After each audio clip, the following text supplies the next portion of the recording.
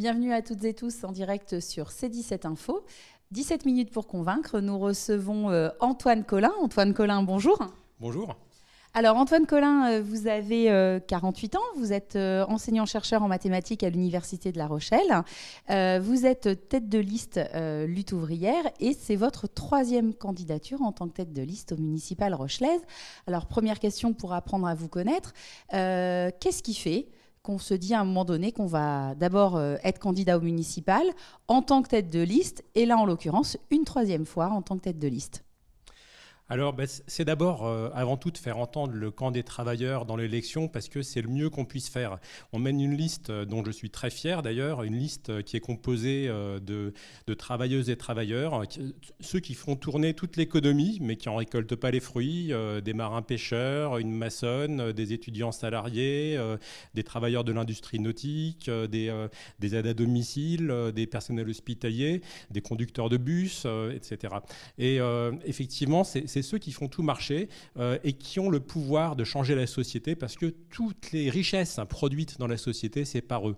Mais, et ça leur donne une force énorme en fait. D'ailleurs, on le voit dans les mobilisations. On a pu le voir dans la grève des cheminots qui était pourtant une grève limitée à une partie seulement du monde du travail.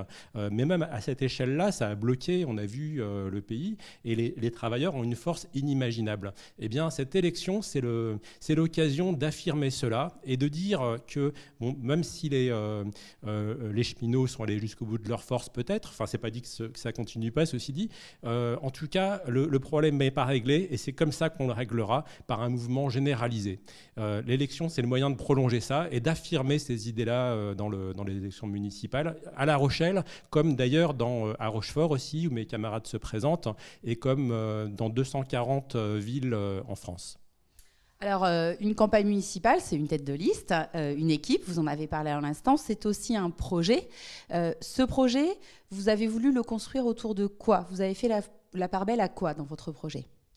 Alors, notre projet, ce n'est pas un catalogue de mesures comme tant de candidats, tant de listes en présente. Et il y a une bonne raison à cela, c'est qu'on sait que les moyens des municipalités sont très limités, sont de plus en plus limités d'ailleurs. Vous savez que l'État diminue les dotations aux municipalités, plus les aides indirectes, comme par exemple les ex-DDE qui pouvaient donner des soutiens logistiques aux municipalités. Maintenant, ça leur retombe complètement dessus. Vous avez vu la taxe d'habitation aussi qui a été retirée, tant mieux pour ceux qui la payaient, mais par contre il n'y a pas de compensation suffisante, bien sûr. Donc en fait, tous ceux qui ont une liste longue comme ça de promesses, c'est de la démagogie.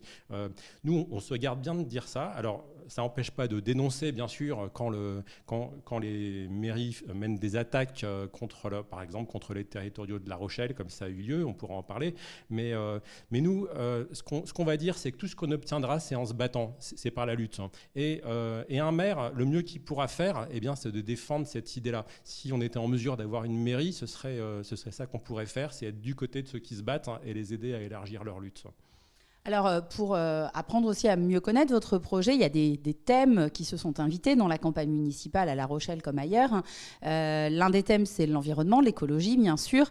Et il y a une mesure qui fait débat entre les candidats rochelais aujourd'hui, c'est la question de la gratuité des transports en commun. Vous, quelle est votre position? Pour, contre?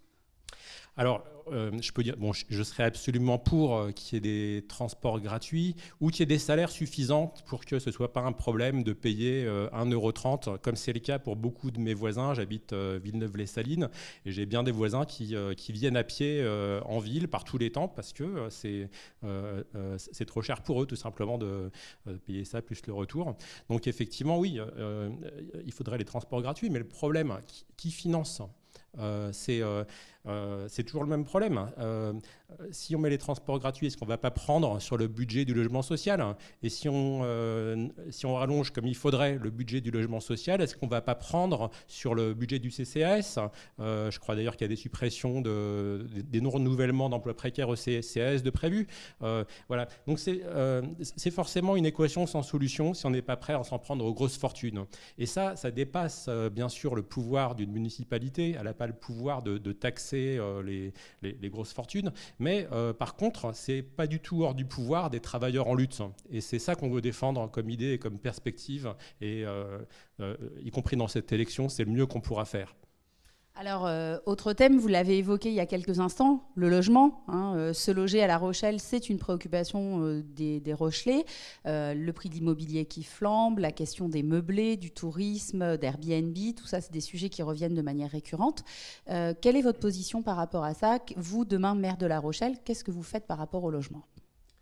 Alors le logement, effectivement, vous avez entendu La Rochelle qui est devenue la 8e ville la plus chère de France. Les prix ont flambé là, depuis que j'y habite. C'est un problème pour les travailleurs qui sont obligés de vivre à 15-20 km de La Rochelle, qui d'ailleurs se font racketter par le stationnement qui est passé par exemple de 40 centimes à 1,50 € de l'heure, multiplié par quasiment 4 en zone verte. Mais effectivement, c'est un problème aussi pour les étudiants qui n'arrivent pas à se loger, tout simplement. Certains, d'ailleurs, renoncent à étudier à La Rochelle à cause de ça.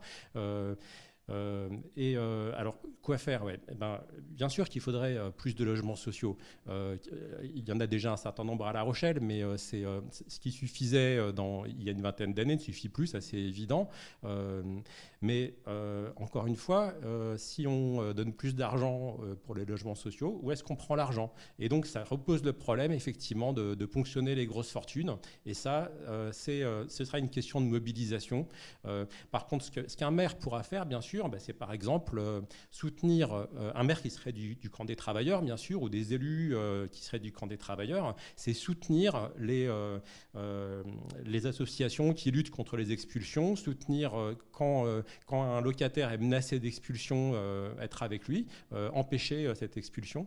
Il y a déjà des associations qui font ça. Et bien, s'il y avait un maire à leur côté, ça donnerait plus de poids, bien sûr. Alors, vous venez d'évoquer le logement des étudiants. Là encore, un sujet important. La Rochelle est une ville universitaire, fière de son université. Pour autant, par rapport à d'autres universités françaises, on est parfois un petit peu moins bien lotis, on va dire. Vous, en tant que maire, vous voulez quoi pour l'université et vous mettriez quoi en place ? Alors oui, vous avez vu d'ailleurs que aujourd'hui je suis en grève comme un certain nombre d'enseignants-chercheurs dans le pays parce qu'il y a une baisse des dotations de l'État. Alors que le même État fait des cadeaux par milliards aux entreprises. Par exemple, le crédit impôt recherche, c'est 6 milliards de cadeaux aux entreprises et c'est 2 fois le budget du CNRS. C'est colossal en fait. Donc ça veut dire que de l'argent, il y en a à foison, mais le gouvernement de Macron, en passant, qui est soutenu d'ailleurs par M. Fontaine et par M. Falorni, je tiens quand même à le rappeler, M. Falorni qui a voté la confiance au gouvernement Philippe, voilà, ce gouvernement, il fait des cadeaux aux entreprises alors que l'argent manque cruellement pour les universités, au point que, par exemple, à La Rochelle, a été instauré un système, ce qui s'appelle les TEA, travaux en accompagnement. En clair, c'est des cours sans enseignants qui seront dans les maquettes. C'est du travail en autonomie sans enseignants qui remplace des cours avec des enseignants. Voilà, c'est révoltant, tout simplement. C'est un mépris total à la fois pour les étudiants et pour le personnel qui a à cœur d'enseigner quelque chose de correct. Mais c'est le chemin, effectivement, que prennent les services publics. Alors là encore, ça dépasse les moyens des mairies, mais effectivement, un maire qui serait du camp des travailleurs, il serait aux côtés des personnels de l'université et des étudiants qui se battent contre ça. Il manifesterait avec eux et il leur apporterait un soutien moral et même logistique pour leur mobilisation. Autre thème, l'écologie. L'écologie est aussi un des axes importants aujourd'hui des campagnes municipales. Qu'est-ce que vous proposez sur ce thème-là demain en tant que maire ?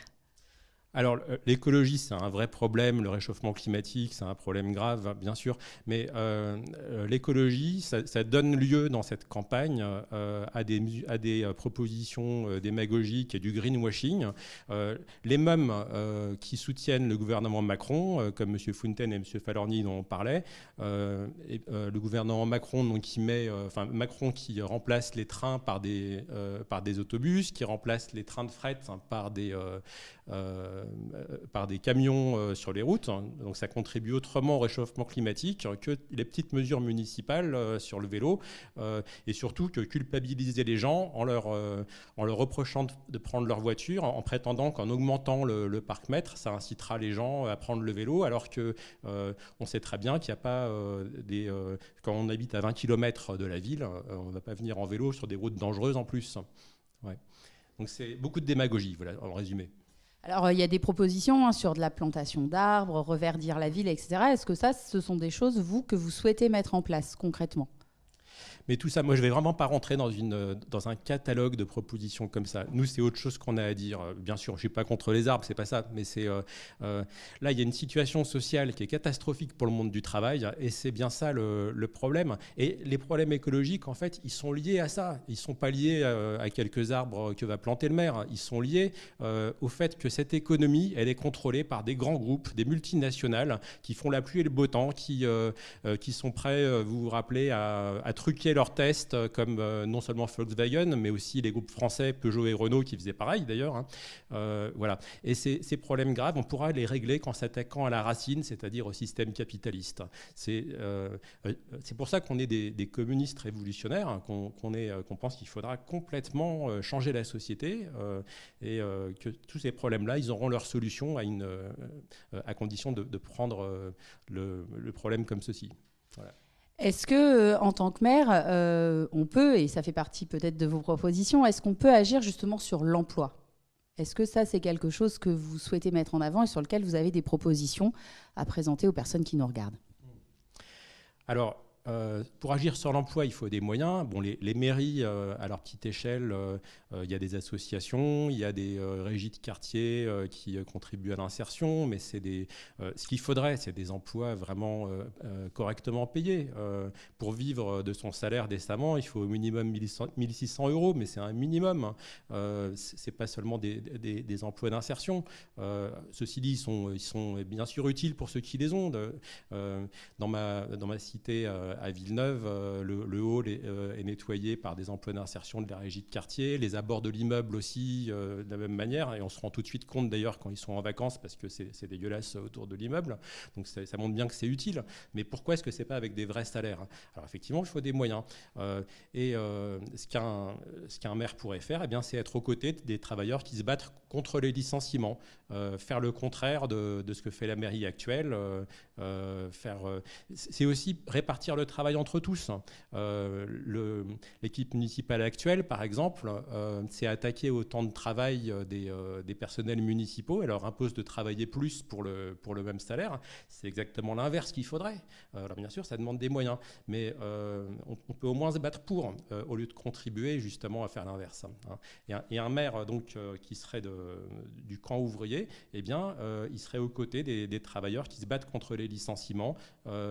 Il les aiderait à étendre leur grève pour empêcher les entreprises de fermer quand des entreprises ferment, ou à réclamer des embauches quand des entreprises produisent plus, mais à main-d'œuvre constante, comme c'est le cas bien souvent.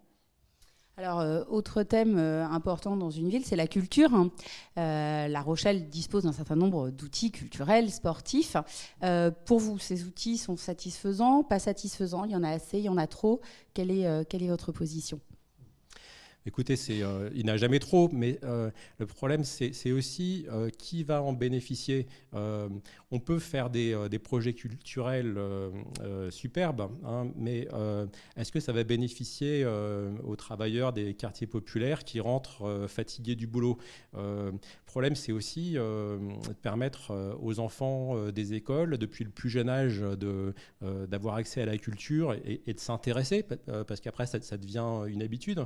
Quand on n'est pas né dans des familles, dans des milieux qui ont l'habitude de fréquenter les musées, c'est pas naturel, ou même d'aller dans une salle de spectacle.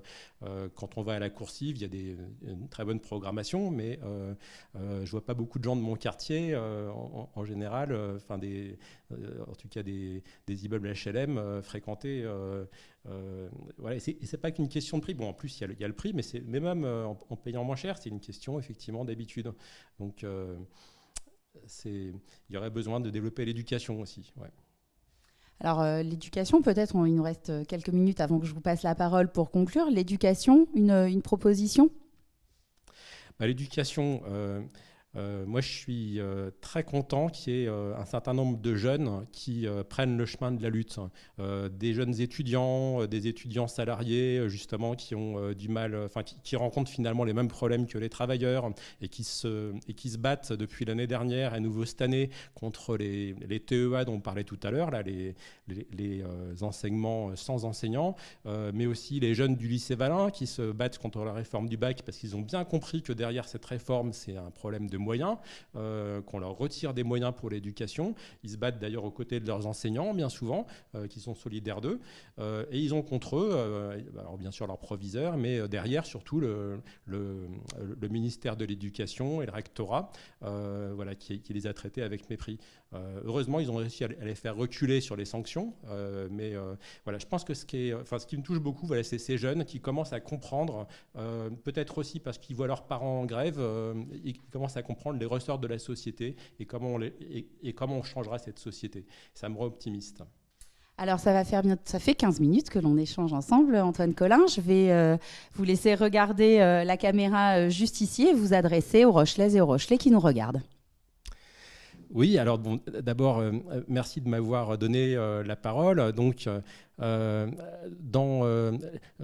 vais essayer de dire la principale raison de voter pour notre liste. Donc notre liste, comme je disais, ce ne sera pas une liste de promesses, mais pour autant, je pense que c'est le plus utile qu'on puisse faire pour des travailleurs qui sont soucieux de l'avenir, parce que l'économie actuelle, elle se porte mal évidemment, mais elle se porte mal pour les travailleurs. Enfin, vous avez peut-être vu que l'épidémie de coronavirus, donc le plus petit être vivant au monde, réussit à déstabiliser les bourses. C'est 6 000 milliards de dollars d'actifs financiers qui se sont évaporés depuis l'épidémie. Et ça menace donc toute l'économie mondiale et ça menace en fait directement les travailleurs parce que déjà des entreprises parlent de licencier, ou celles qui ont déjà prévu des plans de licenciement, elles s'en réjouissent en disant on a bien fait. Voilà, ça va être sur le dos des travailleurs. Donc il faut se préparer à se défendre et pour ça on ne peut absolument pas compter sur les élections, on peut compter sur le rapport de force. Il n'y a rien qui nous protégera, ni aucun maire, ni aucun président d'aucun parti. C'est nous les travailleurs en se battant qui pouvons changer ça. Et ça on peut l'exprimer dans l'élection et contribuer à renforcer cette idée que les travailleurs sont une force dans la société. Et voilà, ce sera le sens principal de notre candidature. Ceci dit, si on a des élus, bien sûr, ils serviront à aider les travailleurs à se battre dans toutes les situations possibles, pas seulement contre leur employeur, mais aussi contre leurs propriétaires, contre leurs banques qui refusent des crédits, parce que l'exploitation, c'est à l'usine, mais c'est aussi dans toute la vie sociale et à l'échelle d'une mairie. Merci beaucoup Antoine Collin d'avoir été avec nous cet après-midi et je vous retrouve très bientôt en direct sur C17 Info.